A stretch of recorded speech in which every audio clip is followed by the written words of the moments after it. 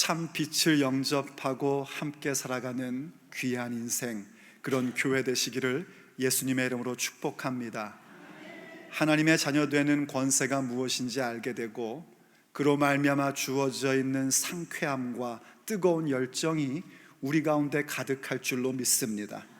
그리고 그 모습을 통해서 아버지께서 놀라운 일들을 이루시는 것, 그것을 우리의 눈으로 목격하게 될 것입니다. 한 아이를 둔 젊은 아빠가 자기의 아버지에게 와서 근심 어린 얼굴로 이야기를 합니다. 무슨 일인가 했더니 이 어린아이가 잘못을 해서 저녁 식사 전에 이 아이를 야단을 쳤답니다. 그냥 야단친 게 아니라 자기가 어려서 아버지한테 혼나고 훈계받았던 대로 말씀 가지고 와서 성경적으로 가르치고, 그리고 벌을 주고, 그런 다음에는 축복하고 기도해 줬답니다. 그러다 보니 아이가 펑펑 울고 자기도 울게 되었대요. 늙은 아버지가 그 얘기를 듣고 아들을 격려합니다. 그랬구나, 참 잘했다. 그래, 원래 아이들은 주의 훈계와 교양으로 양육해야 되는 법이다. 그런데도 이 젊은 아빠가 얼굴에 근심 어린 표정이 가시질 않습니다. 그가 계속해서 이렇게 얘기를 합니다.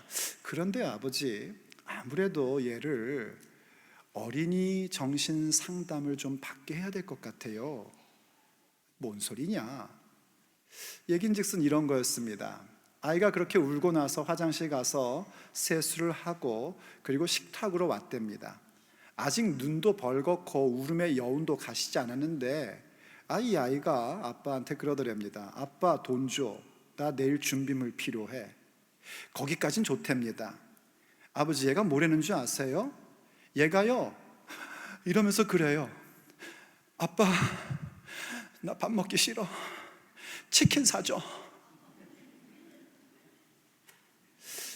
아버지 어떻게 그 상황에서 치킨을 사달라고 저한테 얘기할 수가 있죠?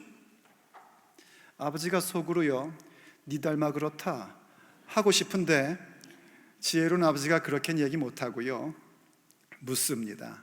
그래, 그 애가 혼날 때 너한테 잘못했다고는 하디? 그럼요. 잘못했다고 할 때 뭐라 그러디? 아빠 잘못했어요 그러디? 아니면 아저씨 잘못했어요 그러디? 무슨 소리세요? 당연히 아빠 잘못했어요 그랬죠. 그럼 됐다. 정신상담 필요 없다. 아니, 그래도 아버지 어떻게 그 상황에서 치킨을 사달라고 해요? 그러자 아버지가 미소를 지으며 말합니다. 그게 그 아이의 권세다. 네가 그 아이의 아버지니까 매 맞으면서도 아빠 잘못했어요 그러고, 매 맞고 나서도 아빠한테 지 원하는 거 치킨 사달라고 하는 거다. 그게 그 아이의 권리고 권세다 그러더랍니다. 우리가 하나님의 자녀된 권세라는 게 꼭 그렇습니다. 우리가 믿음의 삶을 살면서 때로는 잘못해서 아버지께 혼납니다. 하나님께 때로 매도 맞습니다. 그럼 우리는 주님 앞에 와서요, 하나님 아버지 잘못했습니다 라고 그러지, 하나님 아저씨 잘못했습니다 그렇게 안 합니다. 그리고 울면서 주 앞에 잘못했다고 기도하면서도요, 여전히 우린 뭐라 그러냐면 도와달랍니다. 나 필요한 거 있으니까 달랍니다. 그것 주셔야 믿음의 길을 갈 수 있고 그것 주셔야 할 수 있다고 담대하게 요청을 합니다. 그게 자녀된 권세입니다. 인간 부모야 이 왜곡된 세상에서 한계를 갖고 있는 존재이기 때문에 우리에게 때로는 좋은 부모의 모습을 보이지 못할 때가 사실은 많습니다. 우리도 그럴 때가 참 많습니다. 그러나 우리 하나님 아버지는 전능하신 하나님이십니다. 능력의 아버지십니다. 실수가 없으십니다. 그런 분이 우리의 아버지십니다. 그분이 우리에게 자녀되는 권세를 주셨습니다. 그렇기 때문에 하나님의 자녀되는 권세라는 것처럼 우리의 인생 속에서 최고의 기적은 없습니다. 그것보다 더 귀한 하나님의 복은 없습니다. 최고의 복, 최고의 기적이 바로 우리가 하나님의 자녀되는 권세를 가졌다는 것입니다. 그렇다면 과연 하나님의 자녀되는 권세는 우리에게 어떻게 주어지게 된 것일까요? 또한 하나님의 자녀되는 권세라는 것은 과연 우리에게 무엇을 말하는 것일까요? 오늘 우리가 함께 듣고자 하는 주님의 메시지입니다. 하나님의 자녀되는 권세, 그것은 그 무엇보다 첫째로 하나님의 은혜의 결과입니다. 인정하시면 아멘 하십시오. 하나님의 자녀되는 그 놀라운 권세는 나의 결정과 나의 잘남과 나의 노력으로 된 것이 아니라 전적으로 하나님의 은혜의 결과로 우리에게 임한 것입니다. 오늘 본문을 보면서 그 부분들을 설명을 드리겠습니다. 9절을 보십시오. 참 빛, 곧 세상에 와서 각 사람에게 비추는 빛이 있었나니 그가 세상에 계셨으며 세상은 그로 말미암아 지은 바 되었으되 세상이 그를 알지 못하였고 자기 땅에 오매 자기 백성이 영접지 아니하였으나 하고 말씀해 줍니다. 참 빛이 있었답니다. 그 참 빛은 바로 말씀이신 하나님 예수님을 말하는 것입니다. 예수님을 참 빛이다 라고 얘기하는 이유는요, 그 외에도 여러 가지 빛들이 이 세상에는 있기 때문입니다. 구약 성경에도 빛과 같은 존재들이 있습니다. 예를 들면 아브라함 같은 사람, 모세, 다윗, 다니엘 같은 사람들은 하늘의 별과 같이 빛나던 사람들이었습니다. 그러나 그들은 참빛이 아니었고 부분적인 빛에 불과했습니다. 참빛을 반사하는 빛에 불과한 것입니다. 그래서 예수님을 참빛이다라고 얘기하는 겁니다. 중국의 석학이었던 이모당이라는 사람이 예수님을 만난 다음에 그렇게 얘기했답니다. 세상의 모든 촛불은 그 불을 꺼라. 태양이 떠올랐다. 그겁니다. 참빛이 세상에 오셨기 때문에 더 이상 부분적인 빛에 집중할 필요가 없는 겁니다. 그런데 그 참빛이 왔는데 세상이 알지를 못하더랍니다. 세상이 알지 못한다는 얘기는 깨닫지를 못했다는 것입니다. 그 깨닫지 못했다는 것은 그들이 은혜를 받지 않았다는 것이 아니라 그분이 자기 땅, 자기 백성에게 왔음에도 불구하고 이 사람들이 참빛을 영접하지 않았다는 겁니다. 왜 영접하지 않았나요? 특별히 요한복음을 보면 유대인들이 예수님을 영접하지 않습니다.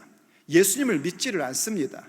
참 빛이 분명히 왔음에도 불구하고 그 예수님을 거절하고 거부합니다. 자기 땅에 자기 백성에게 왔는데 거부하고 거절하는 것은 배반하는 것입니다. 그들이 그랬던 이유는 자신들에게 있는 기득권을 놓치기 싫었기 때문입니다. 그들이 그랬던 이유는 자신들의 자기 의로움에 도취되었기 때문입니다. 의로움을 갖고 있다는 것, 유대인들이 율법을 갖고 있다는 것, 그들에게 성전 예배를 갖고 있다는 것은 참 아름답고 좋은 일들입니다. 그러나 그 모든 것들은 참 빛을 보게끔 하는 통로에 불과한 것인데 거기에 도취되어 참 빛을 거절한 겁니다. 그런데 놀라운 일들이 있죠. 그 와중에도 참 빛을 받아들인 사람들이 있었습니다. 힘있고 돈 많고 권력 있는 사람들이 예수님을 거절했고 가난하고 가련한 자들만 예수님을 영접했는가? 그렇지 않습니다. 요한복음은 우리에게 예수님 주변에 각양각색의 각층의 사람들이 있었던 것을 우리에게 보여줍니다. 예수님의 제자 가운데는 관원도 있었고요, 예수님의 제자 가운데는 부자도 있었습니다. 물론 가난하고 가련한 사람들도 있었습니다. 그들이 자기의 형편과 상황이 어떠냐가 아니라 알 수 없는 이유로 누군가는 예수님을 받아들였고 누군가는 그 참빛을 거절합니다. 그것을 아주 극명하게 보여주는 자리가 어디냐면 예수님이 십자가 위에 계실 때였습니다. 예수님께서 십자가를 지실 때 양옆에 강도가 함께 달려 있었습니다. 성경을 보면 이 두 강도는 처음에 둘 다 예수님을 비난했습니다. 예수님을 모욕했습니다. 그런데 시간이 지나면서 한 강도는 계속해서 예수님을 비방합니다. 비방한다는 것은 깎아내리고 흠집을 내고 그리고 비난한다는 얘기입니다. 그런데 다른 한쪽 강도는 오히려 그 강도를 꾸짖으면서 예수님께 신앙 고백을 하고 그날부로 주님과 함께 낙원에 이르는 자가 됩니다. 한번 생각해 보십시오. 지금 예수님 양옆에 있는 강도만큼 똑같은 환경, 똑같은 처지를 가진 사람이 또 있을까요? 그들은 똑같은 환경에서, 똑같은 처지에서 똑같이 십자가에 달리신 예수님을 보고 있는 중입니다. 똑같이 예수님의 가상칠언의 그 은혜로운 말씀을 듣고 있는 중입니다. 그런데 누구는 끝까지 예수님을 비방하고 누구는 거기서 회개하며 예수님을 받아들입니다. 도대체 이유가 뭘까요? 그 이유에 대해서 우리는 이렇게 얘기할 수 있습니다. 하나님의 은혜다. 좀 더 직접적으로 얘기하면 하나님의 택하심이구나 라고 밖에는 고백할 수가 없습니다. 사도 바울은요, 자기 자신이 하나님께 부름을 받고 주님께 부름을 받고 이방인을 위한 사도로 보내심을 받은 그 일들에 대하여 그가 이렇게 고백을 한 적이 있습니다. 갈라디아서 1장 15절 말씀입니다. 그러나 내 어머니의 태로부터 나를 택정하시고 그의 은혜로 나를 부르신 이가 하고 얘기합니다. 자기 자신을 뭐라고 얘기하냐면 어머니의 태로부터 택정함을 내가 받았고 하나님의 은혜로 부르심을 받은 자다라고 얘기합니다. 이 얘기를 여러분 잘못 오해하시면 안 됩니다. 이 얘기가 어떤 운명론이나 혹은 엘리트주의를 얘기하는 게 아닙니다. 예를 들면 이런 겁니다. 나는 예정된 자기 때문에 아무리 엉망으로 살아도 나는 구원받을 거야, 이런 얘기 아닙니다. 나는 어차피 구원받기로 예정이 안 됐기 때문에 아무리 노력해도 소용없어, 그런 얘기가 아닙니다. 이 말씀을 그러한 타락한 생각으로 생각하시면 큰일 납니다. 이 앞에서 사도 바울이 뭘 얘기하냐면 자기가 어떤 존재였는지를 얘기를 합니다. 나는 교회를 박해하던 자다. 나는 유대교를 지나치게 열심으로 믿던 사람이다 라고 얘기합니다. 이 고백은 이런 겁니다. 사도 바울이요, 열심히 주님의 부르심을 받고 또한 보내심을 받고 증인된 삶을 거침없는 담대함으로 살다가 자기의 삶을 한번 돌이켜보는 겁니다. 어쩌다가 내가 이렇게 구원받고 어쩌다가 이렇게 보내심을 받은 증인이 되었을까 곰곰이 생각해 보는데 도저히 자기에게는 답이 없는 겁니다. 오히려 교회를 박해하고 예수님을 박해하던 자였는데 유대교에 심취되어 그 부분적인 빛에 심취되어 참 빛을 거절하던 자였는데, 그리고 그날도 다른 곳을 가는 것이 아니라 다메섹을 향하여 예수님 믿는 자들을 다 체포하겠다고 가던 길이었는데 거기서 참 빛이 자기를 만나줍니다. 그리고 자기를 제자로 삼아줍니다. 뿐만 아니라 이방인을 향한 전도자로, 증인으로, 사도로 자기를 보내십니다. 아무리 생각해도 자기에게는 답이 없는 겁니다. 그래서 할 수 있는 고백은 하나밖에 없는 겁니다. 하나님이 나를 택하셨구나. 다른 말로는 하나님의 은혜구나. 이 고백에서 나오는 것이 어머니의 태중에서 나를 택하셨도다 하는 고백으로 나오는 겁니다. 예정이라는 것은 우리가 잘났다라는 얘기가 아닙니다. 우리가 특별하다라는 얘기가 아닙니다. 아무리 생각해봐도 내가 오늘 구원받고 하나님의 자녀되어 증인된 삶을 사는 그 이유가 나에게는 없다는 겁니다. 맞지 않습니까? 우리가 어떻게 구원받았습니까? 우리가 뭔가 주님 앞에서 경건한 삶을 살아서 구원받았습니까? 우리가 의로워서 구원받았습니까? 아니요, 천만에요. 우리는 오히려 하나님과 원수된 자들이었습니다. 그런데 이해할 수 없는 하나님의 은혜가 우리에게 임한 것입니다. 우리의 입으로 고백할 수밖에 없는 것은 주께서 나를 택해 주셨구나 하는 것 외에는 고백할 게 없는 겁니다. 바로 그 은혜를 절절히 깨닫는 것이 하나님의 자녀된 자들의 권세요 권리인 것입니다. 여러분, 그 은혜를 아십니까? 그 고백이 있습니까? 그 고백이 있으면 우린 부분적인 빛에 심취되는 자가 될 수 없습니다. 그 은혜를 안다면 우린 사람의 빛에 심취되어 살 수가 없습니다. 오직 그 참 빛 가운데 거하고 참 빛 가운데서 살아가는 삶 속에서 오직 하나님께만 영광을 돌리게 됩니다. 하나님의 은혜를 절절히 하는 자들은 절대로 무엇을 했다 하여 교만해질 수가 없는 법입니다. 그게 바로 하나님의 자녀된 자들의 모습입니다. 그럴 때 우리에게 또 하나 필요한 것은 바로 그렇게 우리에게 전적인 하나님의 은혜로 임한 참 빛을 영접함이 있어야 됩니다. 그래서 두 번째 하나님의 자녀 되는 권세는 주님을 영접함으로 주어지는 것입니다. 예수님을 영접함으로 우리에게 주어진 권세가 바로 하나님의 자녀 된 권세입니다. 본문 12절을 다시 보십시오. 영접하는 자 곧 그 이름을 믿는 자들에게는 하나님의 자녀가 되는 권세를 주셨으니. 이해되시면 아멘 하십시오. 영접하는 자랍니다. 하나님의 그 놀라운 은혜가 나 개인의 삶의 효과를 발휘하려면 각 사람 가운데 임한 그 참 빛을 각 사람이 영접해야 합니다. 중요한 것은 뭐냐면 이 영접한다는 것은요, 얼핏 보면 어떤 한 순간을 의미하는 것으로 이해될 수 있습니다. 하지만 영접함이란 어떠한 고백을 고백한 한 순간만을 얘기하는 것이 아닙니다. 영접함은 받아들임입니다. 영접함은 함께 살아감입니다. 그래서 요한복음은 영접하는 자하고 곧장이어서 곧 그 이름을 믿는 자들에게는 이라고 다시 설명을 해주는 겁니다. 예수님을 영접한다는 것은 영접하는 순간으로 끝나는 것이 아니라 그 이름을 믿는 자가 돼야 됩니다. 그 이름을 믿는다는 것은 예수님의 이름을 믿는다는 것이요, 예수님의 이름을 믿는다는 것은 예수님의 명예를 위하여 예수님의 능력을 힘입어 살아간다는 걸 얘기하는 겁니다.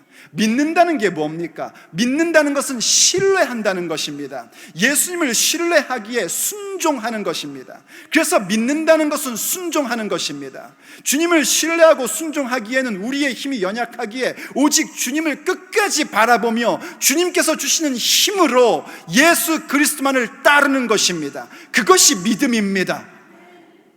그게 주님을 영접하는 것입니다. 지금 본문 자체도 사실 무엇을 얘기해주고 있냐면 바로 그 참 빛이 자기 땅, 자기 백성에게 왔는데 영접지 않았답니다.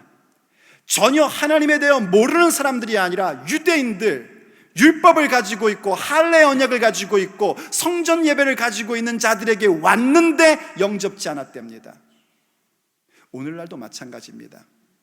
물론 아직까지 예수님을 영접하지 않는 불신자들은 당연히 예수님을 영접하는 그 순간이 있으셔야 됩니다. 오늘 여러분 가운데 아직 예수님 영접한 체험이 없는 분들은 예수님 영접하시기를 우리 주 예수님의 이름으로 축복합니다. 여러분의 삶에 놀라운 사건이 일어날 것입니다. 그런데 이 영접한다라는 부분을 불신자만을 향한 것으로 생각하면 이건 부분적인 이해입니다. 왜 그런지 보십시오. 요한계시록 3장 20절 말씀입니다. 볼지어다 내가 문 밖에 서서 두드리노니 누구든지 내 음성을 듣고 문을 열면 내가 그에게로 들어가 그와 더불어 먹고 그는 나와 더불어 먹으리라. 주님의 말씀입니다.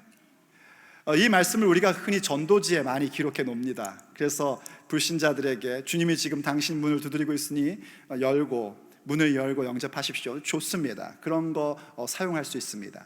근데 그것만을 생각하면 부분적 이해입니다. 지금 이 말씀을 주님께서 누구에게 하고 계시는가? 라오디게아 교회에게 하고 계십니다. 교회에게요. 라오디게아 시티에게 하신 것이 아니라 라오디게아 교회에게 하신 말씀입니다.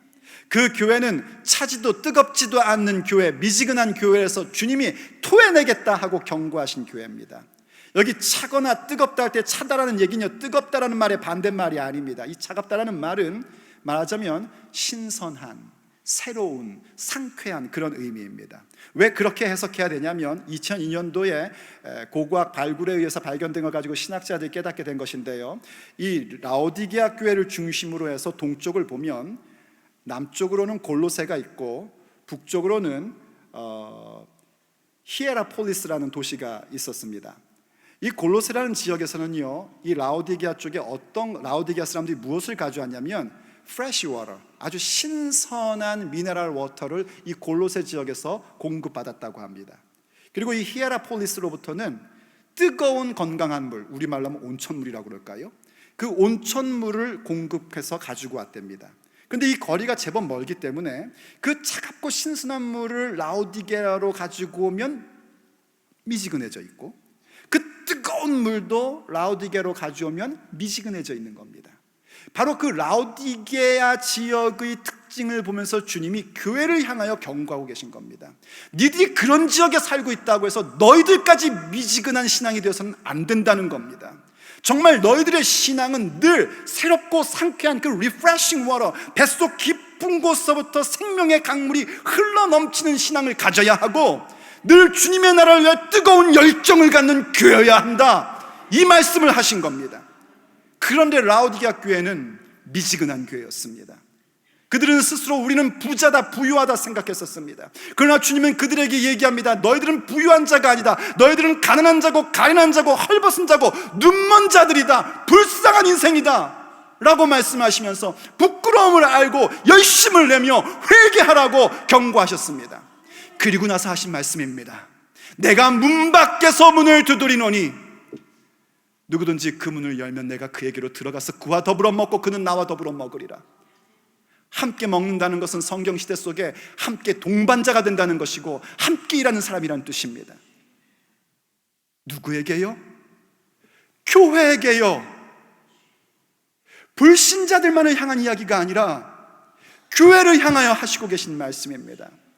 예수님을 영접한다는 건 그런 겁니다. 영접했던 옛날의 경험을 갖고 있어서 교회 생활 오래 하여 목사도 되고 장로도 되고 권사도 되고 집사도 되는 그런 것을 얘기하는 것이 아니라, 예수님이 내 안에 계시기 때문에 내 삶에 언제나 생수의 강물이 넘쳐 흐르고 내 삶에 주님 나라를 향한 열정이 있는 모습으로 사는 것, 그게 바로 주님을 영접한 사람인 것입니다.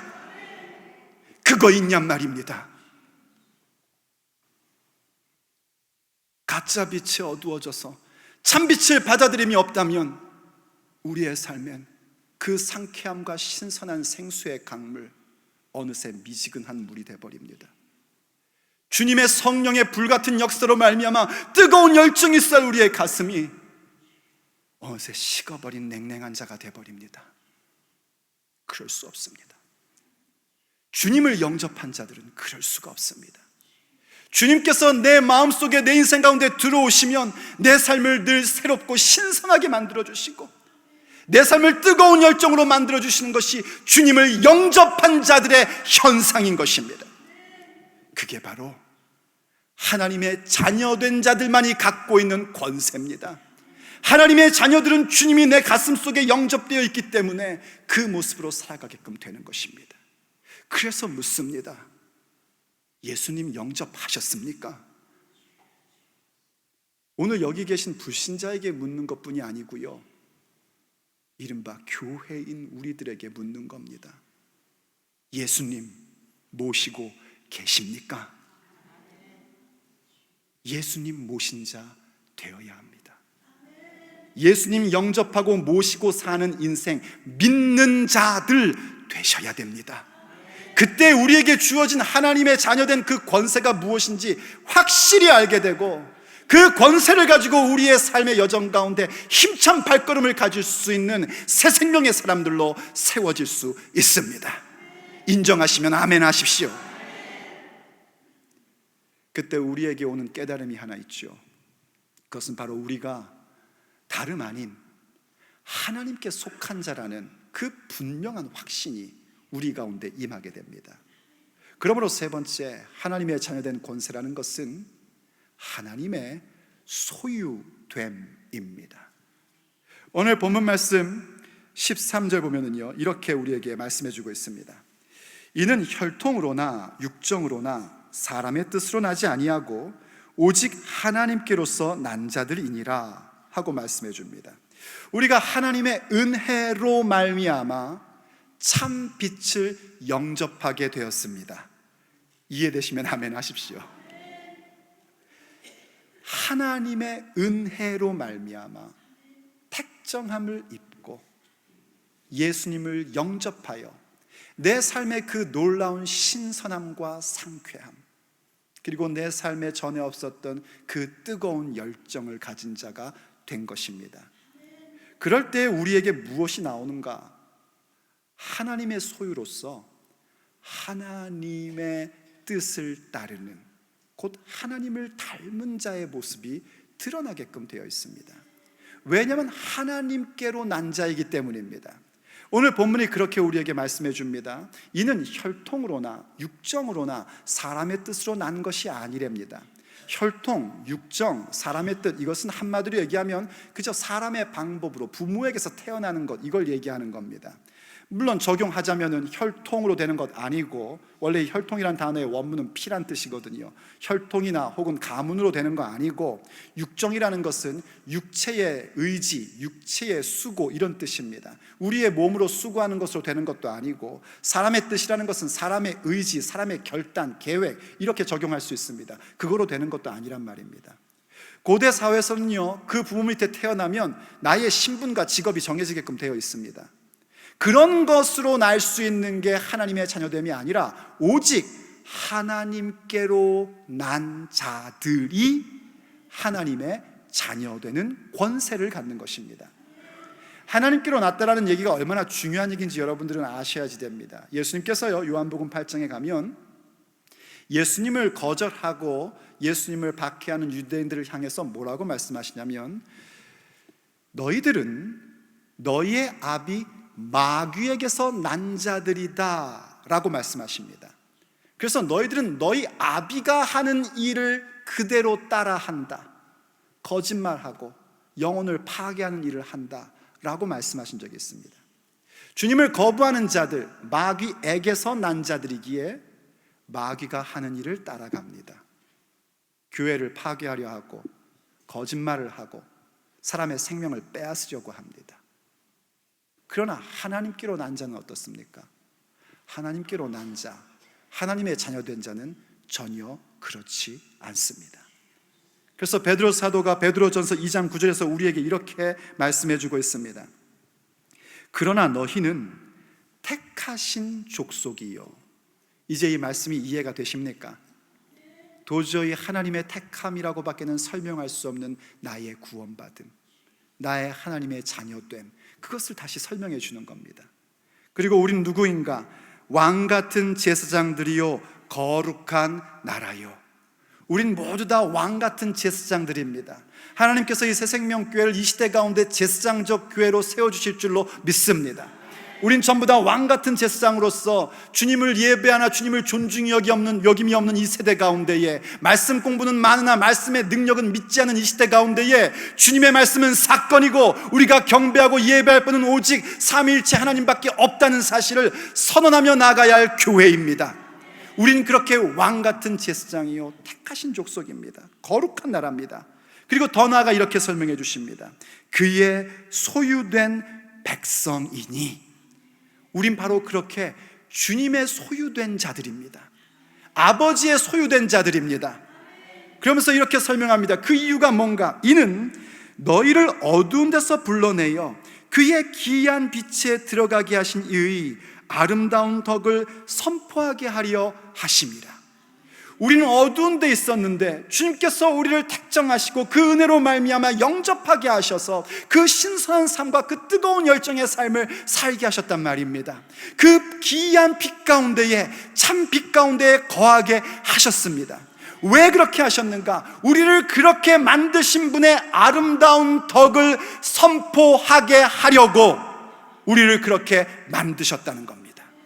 우리로 하여금 아버지의 그 놀라운 사랑, 예수 그리스도의 그 놀라운 복음을 선포하는 자 되게 하시고자 우리를 택하셨고 은혜를 베풀어 주셨고 영접하게 하셨고, 영접하는 자에게 그 신선함과 뜨거운 열정을 주셔서 아버지의 사랑이 얼마나 놀라운지, 아버지의 사건이 얼마나 어마어마한 사건인지를 우리를 통하여 선포하게 하려 하심입니다.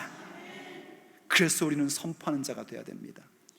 주님의 복음을 선포할 수 있다는 것은 오직 하나님의 자녀 된 자들만의 권리입니다.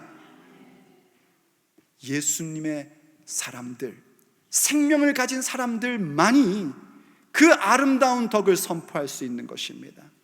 오직 예수님을 영접한 사람들만이 그 놀라운 아버지의 은혜를 선포하는 인생으로 세워질 수 있는 겁니다. 아무나 하는 것 아닙니다. 그것을 했다고 해서 구원받는 게 아니고요, 그것을 했다고 해서 하나님의 자녀 되는 것이 아니고요, 하나님의 자녀가 되었기에 선포할 수 있는 권리가 우리에게 주어진 것입니다. 그래서 우리는 복음을 증거하는 자요, 그래서 우리는 하나님께서 기뻐하시는 일들을 우리의 삶의 자리 가운데서 성취하며 사는 자들이 될 수 있는 것입니다. 무엇으로 말미암았습니까? 오직 아버지의 사랑 때문입니다. 아버지의 은혜 때문입니다. 그분을 영접함으로 얻게 된 우리의 삶의 그 상쾌함과 그 뜨거운 열정이 있기에 우리는 오늘도 아버지의 아름다운 덕을 선언하는 자들로 세워진 것입니다. 그것이 바로 하나님의 자녀 되는 권세입니다. 기도하시겠습니다. 사랑하는 아버지, 그저 막연하게만 생각했던 아버지의 자녀 되는 권세가 우리에게 어떻게 왔고 또 그것이 무엇을 말하는지 깨닫게 해주시니 감사드립니다. 아버지의 자녀됨, 아무리 생각해봐도, 아무리 곱씹어봐도 그 원인이 우리에게는 없습니다. 오직 아버지의 은혜 때문입니다.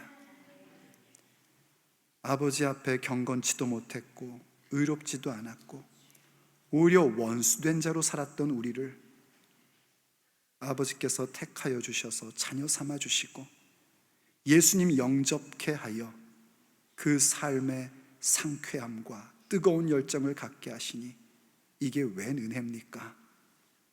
아버지의 은혜에 감사드립니다.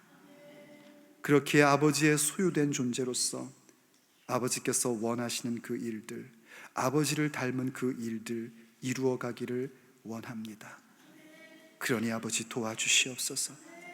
우리가 비록 실수하고 넘어지고 못나고 부족해도 아버지의 자녀이오니 아버지께 구합니다. 도와주십시오. 필요한 것을 주십시오. 그래서 아버지께서 기뻐하시고 원하시는 그 일들을 우리의 삶의 발걸음마다 선포해가며 성취해가는 그 거침없는 담대함을 가진 아버지의 자녀들 되게 하여 주시옵소서. 우리 주 예수 그리스도의 이름으로 간절히 기도 올립니다.